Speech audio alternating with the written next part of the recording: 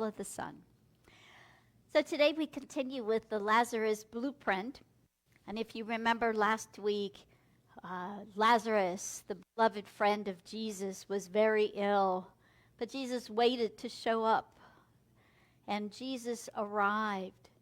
He found that Lazarus had already been in the tomb for 4 days. Many of the Jews had come to Mary and Martha to console them about the loss of their beloved brother.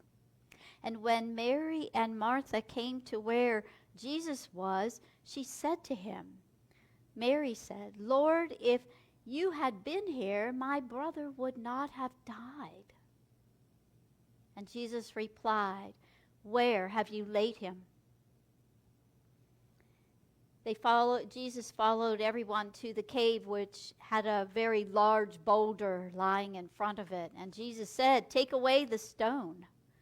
Now Martha, the sister of Lazarus, a very practical person, said, Jesus, there's already a stench because he has been dead 4 days. Now, for me, the beauty of metaphysical understanding and my unique interpretation is the Bible is that it brings the stories very personally, brings them home to us, and we make a meaning for ourselves. Now, as we interpret it metaphysically, there's always this truth in everybody's understanding. Because truth can't be denied, right? So when we understand these stories metaphysically, that truth is there for everyone. But what it means to me may differ from what it means to you, Deb, or to you, Karen, or you, Lisa. We all have our intimate takeaway from the stories. So on the surface, it sounds like a normal conversation, right? Well, Jesus, you didn't come on time. Our brother died, and now he's buried. So let's go a little deeper to find out what else is under this story. Mary and Martha met Jesus, who had just arrived after waiting for 2 days before visiting his beloved friend who was very ill. And Martha goes right into the thought, oh, Jesus, if you had been here, our brother would not have died. So think for a moment about the time. It was a very patriarchal. So Mary and Martha were probably a little bit concerned because Lazarus appeared to be the sole man in the house. So they counted on him to be the protector and all the roles that the male played in this time. So I imagine both Martha and Mary, along with the deep grief of having lost their brother, may have felt some fear or worry about what would become of them without the man in the house, their brother, no longer with them. So from in this grief and from this fear, they begin, if only you had been here. From their fear and grief, they begin, our brother would not have died. We do the same thing. When a challenge arises for us, we might always begin, if only I had acted sooner.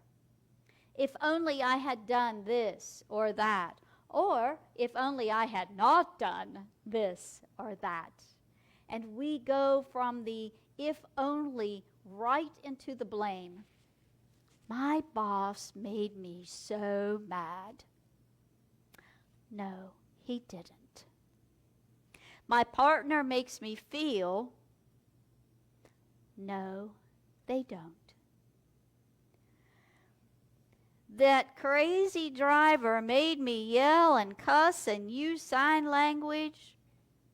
No, they did not. Do you ever face a challenge with the reaction, if only, or pointing fingers and blaming others? Stop that. You can stop that right now. Notice what Jesus did when others were in that if only and blaming mode. Notice what he did. But first, notice what he didn't do. He didn't buy into it. He didn't follow their thread of conversation. He didn't start to explain himself or defend himself. He simply said, "Where have you placed him? Where have you placed your brother Lazarus?" So rather than being pulled off track from this wonderful blueprint that we're following, Jesus stayed on the narrow, straight path ahead, and he moved forward on that blueprint. We can do the same. Notice every time, everyone who followed them they took him to where Lazarus was. And to have the ability to change course, all the people just immediately changed course and followed Jesus. We can do it that simply too. And we talked in Sunday class, the book study this morning. These things are so simple, but they're not always easy. So we talk about changing course. It's a simple thing, but it's not always easy to do. We might be listening to the voices in our mind from our past. We might be listening to the voices of others. So when those gathered who arrived at the tomb, which was really a cave with an enormous boulder in front of it, keeping Lazarus's body safe, Jesus instructed the group to remove the stone. Now, in all likelihood, Jesus was ready and able and willing to perform that task, to move that stone, but it wasn't a one-person task. So how did the others respond? They immediately started pointing out the impossible. It's a boulder. There's already a smell. And Lazarus has been dead for 4 days. Think about how often we become discouraged by the naysayers in our life. Sometimes our own voices, and often the voices of others. But Jesus did not relent. Take away the stone. Think of the boulders, the obstacles, the challenges in your life. Think of what we might see as the impossibilities of life. The things that may be in the way in our lives from what we see as our next adventure, our next task. Now, we're never going to eliminate challenges from life.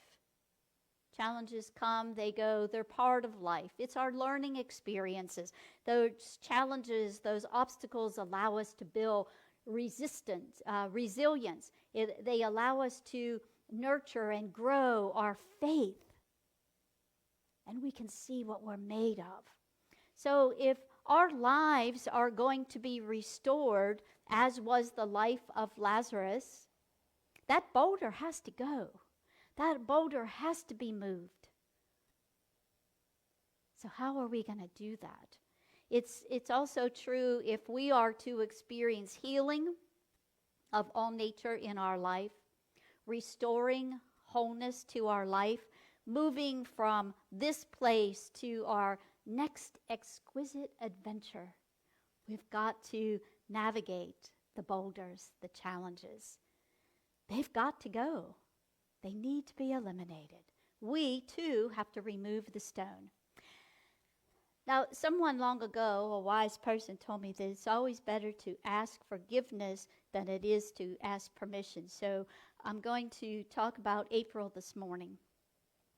April heeded the call to pursue her doctorate degree. That's a big deal. Month by month, day by day, April removes the boulders, the challenges, the obstacles between her and her doctorate. Her dissertation committee, done, moved. Her topic, her research, done, moved. Every obstacle, every challenge that came, April just move them aside. And come spring, we will celebrate Dr. April Hill. Yes. Yes, I'll ask for forgiveness later. But that's a perfect example of moving away the stones. Now, I can assure you that every day, every obstacle in preparing for her presentations was not always easy. Because April also works massive amounts of hours during the week helping and counseling other people. So there's everyday life to live in addition to the process of the doctorate. It's not always easy. But we're not promised that, but we are promised that it is doable. Life is doable. And we can begin that process for ourselves with a dose of grace with ourselves and compassion with ourselves, and even a larger dose of remembering. Remembering all of the challenges that we've already overcome. And when I look at you, we're all of a mature age, so we've had a challenge or two. We've had something come up in life that we had to navigate and get over and through and around. Look back on that, on all of those experiences, and allow them to be your resilience. Well, remember who and what we are. We are children of the divine. We are beloved by our Creator. We can remember that we live in a realm of infinite possibility. Infinite possibility, only limited by my own thinking, only limited by your own thinking. When we allow our imagination and our mind to expand to its fullness, we never come close to touching the edges of the infinite. We can't even imagine it. It hurts our brains to do so. So remember that. What else might we remember? What else helps you to get through those challenges? Anybody? Oh, looking up at the night sky to see that infant. Oh my gosh, yes. And how beautiful that moon was last night in preparing for that full moon tomorrow night, which explains sleepless nights, right? And from last week, we can also remember that the power of life is benevolent toward our good. Remember that. Live that. The power of life is benevolent toward our good.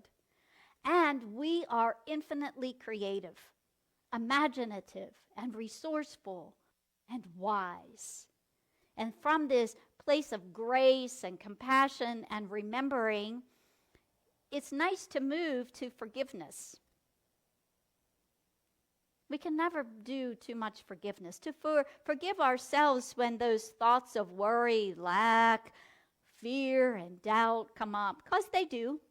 I'm sure a time or two, April, you had of worry, maybe a little bit of fear or doubt. And sometimes feelings of shame or resentment or guilt or not enoughness, we can be compassionate and forgiving to ourselves. And we can be compassionate and forgiving towards others. Never ever saying what a person did is okay. But when we forgive others, we do that for ourselves. Sometimes it's saying that what you did was so awful, I no longer choose to have any association with that experience. I'm untying myself for all eternity. Forgiveness isn't always restoring a relationship, although that's a lovely thing. But restoration of the relationship is a different process. Forgiveness is for us. And we might choose to release someone from our everyday life because of our forgiveness. To remove this stone, we might also move in a space of gratitude. Our daily word today, appreciation. And when we allow ourselves to feel appreciative, we move into gratitude. So scan your life. Some of us, it'll take a little longer. It's been a longer life. Scan the life and notice those places and those spaces where your experiences stir appreciation. Notice the people who stir gratitude. As soon as I think of that, my grandchildren come to mind. And of course, my children too. But it's the youthfulness of the grands that sparks appreciation for me. And I know you have a multitude of places in your life where appreciation and gratitude rests and rises very easily. Look back to yesterday. What can you be grateful for from yesterday? I feel grateful for all of the pets who made their way and the people who brought them here and the dogs and the cats. They were so beautiful. And the children who came to help with the event, they were so lovely and excited and engaged. It was wonderful. So in this very moment, right here, right now, what are you grateful for? I'm grateful for this breath. I'm grateful for this space and the beauty and the vibration of the energy of this space with you in it, because you make this space all that it is. And I'm grateful for that. How about you? So pause many times a day to allow that appreciation. Even if the only thing you can be grateful for in any moment is the breath and the air you breathe, that's a start. And from there, watch how your eyes can see more to be grateful for. It's a great cycle upward when you begin to notice the gratitudes. They grow and you see more of them, and it just grows and grows. When we sit in a consciousness of gratefulness, we experience great fullness of the abundance of the universe that is here for ours to partake. Here's ours to experience, ours to share with others, to make our world a world that works for all. So our mission this week, if you decide to accept it, is to continue that practice of turning away, which is the first step of the Lazarus Blueprint, and then begin to remove the stone. And while Jesus knew something powerful was about to happen, he also knew that nothing could or would happen until that boulder, that stone, was removed. So consider what boulder is between you and good health, between you and the relationship, between you and the work environment, between you and contentment. What comes between you and joy? What stands in the way of you and peace? Consider what stones need to be removed. Name it. Call it out loud, what it is, and then remove it. And our centering thought for this week is on the screen. Speak it with me if you will. I open my mind and my heart to discover the stone that is blocking my path. My inner wisdom reveals this to me in the perfect way at the perfect time, and I am at peace. And we always remember to live into 1 Corinthians 16:14. Let's say it together. Let all you do be done in love. Namaste, my friend.